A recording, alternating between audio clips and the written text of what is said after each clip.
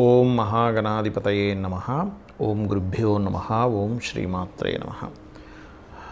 మనం ఈరోజు రాబోయే 6 నెలల పాటు, ఎందుకు 6 నెలల పాటు అనేటువంటి విషయాన్ని తీసుకుంటున్నామంటే, ఈ గురువు శని మెయిన్గా ఇప్పుడు డబుల్ ట్రాన్సిట్ ఒక భావం మీద ఇస్తున్నప్పుడు ఆ రెండు గ్రహాలు వక్రిస్తాయి.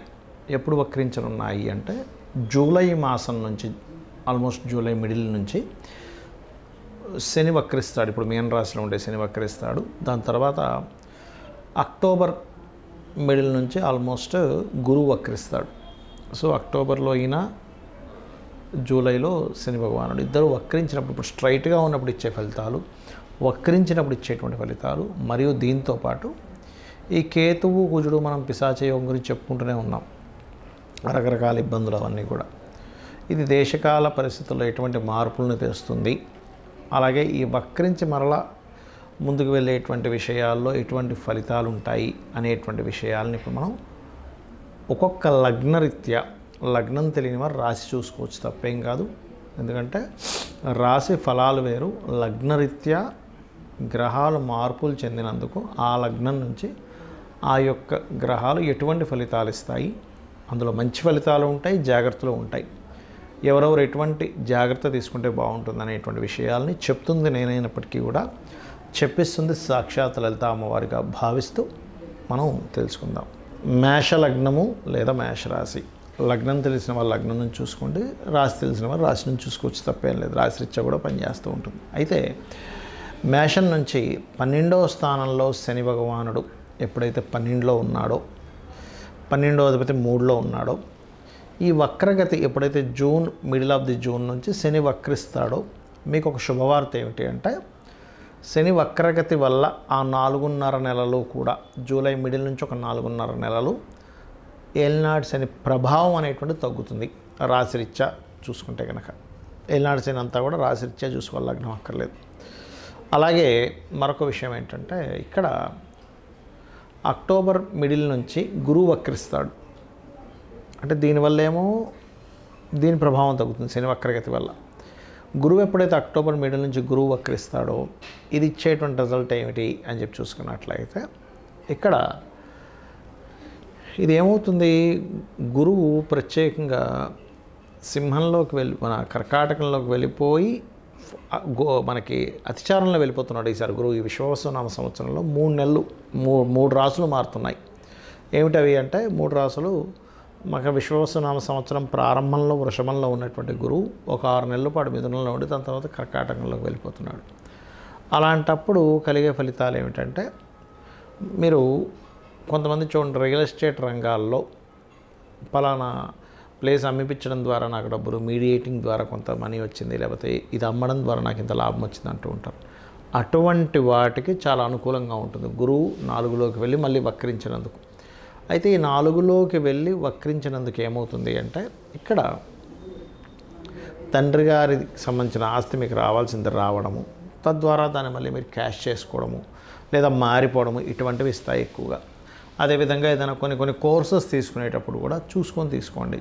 ఎందుకు చెప్తున్నా అంటే మాట, లగ్నం నుంచి 1.5 సంవత్సరంన్నర పాటు కేతు పంచమంలోనే ఉంటాడు. ఈ కేతువు కుజుడు ఎప్పుడైతే మనకి జూన్ మాసం నుంచి కలుస్తున్నారో, ఈ జూన్ మాసం మొత్తము, మరియు అదేవిధంగా జూన్ తర్వాత మనకి almost July, August, September, October, November ఈ మాసాల్లో దాదాపుగా శుక్రుడు మరలా కేతువు కుజులతో కలుస్తారు. దీనివల్ల ఏమిటంటే ఎక్కువగా ఈ గోచారరీత్యా వేరే మార్పు ఉంటుంది, అని చెప్తాను నేను మీకు. కాకపోతే ఈ సమయాల్లో ప్రత్యేకంగా మీరు మేషం వారు ఫైనాన్షియల్ మ్యాటర్స్ విషయంలోని, సంతానాన్ని పొందేటువంటి విషయంలో, సంతానానికి సంబంధించిన విషయంలో, రాజకీయ సంబంధించినటువంటి విషయాల్లో కాస్త జాగ్రత్తగా ఉండాలి. ఎవరికైనా ధనం ఇచ్చేటువంటి విషయంలో కానివ్వండి, ఈ జూన్ మాసంలోని, మరియు June, July, August, September, October, November మాసాల్లోని మీరు ఎవరికైనా మనీ ఇచ్చే విషయంలో, ఎందుకంటే మీ శుక్రుడు మీ ధనాధిపతి నీచ పొందుతాడు ఆ సమయంలో. అయితే ఇక్కడ కుజుడు కేతువు కలిసి ఉన్నారు కాబట్టి, ముఖ్యంగా జూన్, జూలై 2 మాసాల్లో కూడా మీరు ఏదైనా ఒక నిర్ణయం తీసుకునేటప్పుడు జాగ్రత్తగా ఉండాలి. ఆగస్టు, సెప్టెంబర్ మాసాల్లో శత్రువుపై జయం ఉంటుంది. అక్టోబర్ నవంబర్ మాసాల్లో మాత్రం కాస్త సప్తమంలో ఉన్నాడు కాబట్టి కుజుడు కొంచెం జీవిత భాగస్వామితో కానీ పార్ట్నర్స్తో కానీ కొంత స్ట్రెస్ ఉంటుంది. కాకపోతే వివాహ సంబంధాలు కూడా అక్కడ కుదురుతాయి చెప్పాలంటే.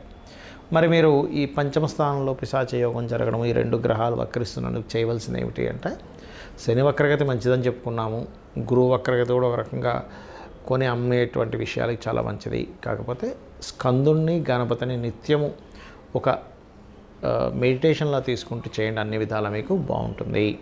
ఈ జూలై 15 తర్వాత శని వక్రగతి అని చెప్పుకున్నాం. అదేవిధంగా అక్టోబర్ 15 తర్వాత నుంచి గురువు వక్రగతి, ఈ కుజకేతువులు కలయిక, ఈ శుక్రుడు మేషంలో ఉండడం, తర్వాత ఇప్పుడు మేషంలో జూన్ మాసంలో మేషంలోని, మరియు అదేవిధంగా అక్టోబర్ నవంబర్ మాసాల్లో ఆల్మోస్ట్ మీకు నీచబడ్డము అండ్ సింహంలో శుక్రుడు. ఈ సమయాల్లో అసలు గోచారరీత్యా ఏమిటి అంటే, ఒకటి మొట్టమొదటిగా మీకు జరిగేవి ఏమిటి అంటే, ఎక్కువగా స్త్రీల పట్ల ఎక్కువగా మనకు చూడండి, ఒక్కోసారి మనం చాలా కేసెస్ చూస్తుంటాం, సామూహికంగా ఇట్లా చేశారని, స్త్రీలకి ఇట్లా అభద్రతాభావం, ఇట్లాంటివి మనం చూస్తూ ఉంటాం. ఒకటి. రెండవది వాహన ప్రమాదాలు జూన్ మాసంలోనే చూపిస్తుంది, మరియు అక్టోబర్ నవంబర్ మాసాల్లో కూడా ఇంకొంచెం ముందు, అక్టోబర్ కంటే ముందు కూడా కొంత ఒక 10-15 రోజులు చూపిస్తుంది. ఆ పర్టికులర్ టైమ్స్లో అన్ని రాసుల వారు వాహనాల మీద వెళ్ళేటప్పుడు, ముఖ్యంగా ఫ్లైట్ కానివ్వండి, ట్రైన్ కానివ్వండి, బస్ కానివ్వండి, ఎలక్ట్రికల్ రిలేటెడ్ సంబంధించిన కొంతమంది ఇట్లా ఒక రోప్లాగా ఉండి ప్రయాణం చేస్తుంటారు, అట్లాంటి వాటిలో కానివ్వండి, ముఖ్యంగా ప్రయాణాల విషయంలో ఎందుకు చెప్తున్నాను ఈ మాట అంటే, ప్రయాణాలకి వాహనాలకి కారకుడు శుక్రుడు. కాబట్టి శుక్రుడు ఎప్పుడైతే మీకు మేషంలో ఉండి కుజకేతువులు కోణంలో ఉన్నా, లేదా కేతువు ఉన్నటువంటి ప్రదేశంలోకి శుక్రుడు వెళ్తున్నా, ఎందుకంటే కుజకేతువులు కేవలం 2 నెలలే ఉంటారు, జూన్ జూలైలోనే ఉంటారు. ఈ యొక్క పిశాచ యోగం జూన్ జూలై మాసంలోనే ఉంటుంది. దాని తర్వాత కుజుడు మన ఈ యొక్క కన్యారాశిలోకి, దాని తర్వాత ఈ యొక్క తులారాశిలోకి ఎంటర్ అవుతాడు. కాబట్టి జూను, అదేవిధంగా అక్టోబర్ నవంబర్ మాసాల్లో చాలా జాగ్రత్తగా ఉండాలి. ఎందుకంటే అక్టోబర్ నవంబర్ మాసాల్లో ఈ శుక్రుడు సింహరాశిలో ఉండే కేతువుతోని దాని తర్వాత నీచ పొందుతున్నాడు. అంటే శుక్రుడు ఎప్పుడైనా నీచపడుతున్నప్పుడు స్త్రీలకి ఇబ్బంది ఉంటుంది, వాహనాల మీద వాహన సంబంధంగా ఉండే ప్రయాణాలకి ఇబ్బంది ఉంటుంది. మీరు ఎప్పుడైనా చూసుకోండి, మీరు ఎనీ వాహన పెద్ద పెద్ద ప్రమాదాలు జరిగినప్పుడు ప్రపంచవ్యాప్తంగా మొత్తం తీసుకుంటే శుక్రకేతువులు కలయిక, లేదా శుక్రుడు పాడవడము, శుక్రుడు పాపకత్తిలో ఉన్నప్పుడే ఈ అఘాయిత్యాలు కానివ్వండి స్త్రీల పట్ల మరియు ప్రమాదాలు కానీ జరుగుతూ ఉంటాయి. మరి ఈ శని వక్రిస్తున్నాడు కదా దేశవ్యాప్తంగా, ఎటువంటి ఫలితాలు ఇస్తాడు ఇక్కడ అని చెప్పి చూసుకున్నట్లయితే, ఈ వక్రగతి వల్ల ఏమవుతుంది అంటే, ఇక్కడ మెయిన్గా శని భగవానుడు మీనం నుంచి వక్రించినందుకు ఈ 4.5 నెలల పాటు కొంచెం, ఇప్పుడు చూడండి రకరకాల దేశాల్లో యుద్ధాలు ఇవన్నీ మనం చెప్పుకున్నాం 3 నెలల క్రితమే. విశ్వవసునామ సంవత్సరం వచ్చేటప్పుడు కుజుడు నీచ పొందుతున్నాడండి.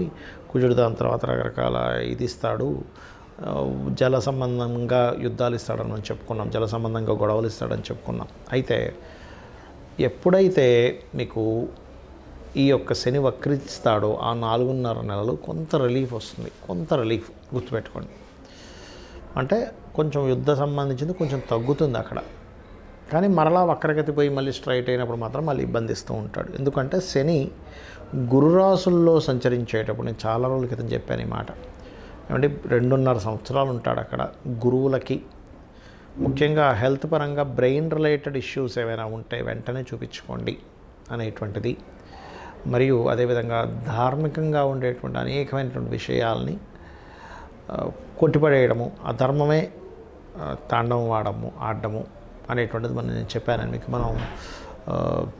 మన ఇండియా కొన్ని దేశాలకి సహాయం చేస్తే కూడా ఆ దేశాలు ఇంకో దేశాలతో కలిపి మన మీదకి రావడం, ఇట్లాంటివన్నీ కూడా మనం ధర్మంగా ఉన్నా అసలు అవతల వాళ్ళు ధర్మంగా లేకపోవడం, ఇట్లాంటివన్నీ మనం చూస్తూ ఉంటాం గురువు ఈ రాశిలో సంచరించేటప్పుడు, ధనస్సులో, మీనంలో అలాగే ఈ కేతువు ఎప్పుడైతే సింహరాశిలో ఉంటాడో ఇప్పుడు ఒకసారి, అంటే ఈ సంవత్సరంన్నర మరియు ఒక 4.5 సంవత్సరాల తర్వాత మీరు గమనించండి, 4.5 సంవత్సరాల తర్వాత కూడా ఇప్పుడు ఒక రేంజ్కి వచ్చేసింది గోల్డ్, అంటే 1,00,000 దగ్గరలోకి టచ్ అయిపోయి తిరుగుతుంది అటు ఇటు. ఈ ఫ్లక్చువేషన్ ఈ సంవత్సరంలో జరుగుతూ ఉంటుంది. కానీ ఒక శుభవార్త ఏమిటంటే ల్యాండ్ రేట్స్ ఇప్పుడు మొత్తం రియల్ ఎస్టేట్ పడిపోయిందని ఎవరైతే బాధపడుతున్నారో, రియల్ ఎస్టేట్ వాళ్ళకి పనులు లేవు, ఒక భూమి అమ్ముదామంటే రేట్ లేదు, అంటే ఆగిపోయి ఉంది, తగ్గట్లేదు కానీ ఆగిపోయింది. ఆగినటువంటి భూమి యొక్క ధరలు పెరుగుతాయి, ఖచ్చితంగా పెరుగుతాయి, అందులో ఎటువంటి సందేహం లేదు. కాబట్టి నిరాశ నిస్పృహలను వదిలేసండి. ఇక భూముల మీద ఇన్వెస్ట్మెంట్ చేసామండి, కొన్ని కోట్ల రూపాయలు ఇన్వెస్ట్మెంట్ చేసిన వాళ్ళు ఉన్నారు ల్యాండ్స్ మీద. ఎట్టి పరిస్థితుల్లో ఈ రాబోయే సంవత్సరంన్నర రేట్లు పెరుగుతాయి. గోల్డ్ రేట్ అయ్యో 1,00,000కి వెళ్ళిపోయింది, ఏంది ఇంకొక 6 నెలల్లో 2 లక్షలకి వెళ్ళిపోద్దేమో అనుకునే భయం అక్కర్లేదు. కొంత అక్కడదే ఆగుతుంది. మరలా మీకు 4.5 సంవత్సరాల తర్వాత మళ్ళీ మీకు అక్కడ కూడా మళ్ళీ బాగా అక్కడ ఆగుతుంది. కాబట్టి ఈ జాగ్రత్తలు ఈ విషయాల్లో తీసుకుంటూ ఉండాలి. కాకపోతే అందరూ కూడా ఏ రాశి కానివ్వండి, ఏ లగ్నం కానివ్వండి, అందరూ కూడా చేయవలసింది ఏంటంటే ఉపాసనా స్థానము అంటారు. అంటే మనం ఏదైనా ఒక దేవతని కానీ ఎవరినైనా సరే ఉపాసన చేసేటువంటి స్థానంలో రవిరాశిలో కేతు ఉన్నందుకు గణపతిని, స్కందుణ్ణి, సూర్యభగవానుణ్ణి మనం ఎంత ఆరాధిస్తూ ఉంటే మీకు గణపతి రూపంలో మీకు ఒక ఉపాసన ఎవరైతే ఎక్కువ గణపతిని చేస్తారో రాబోయే ప్రమాదం ఇలా రాబోతుందని గణపతి స్వప్నంలో కనబడి చెప్పడం కూడా జరుగుతుంది, గుర్తుపెట్టుకోండి.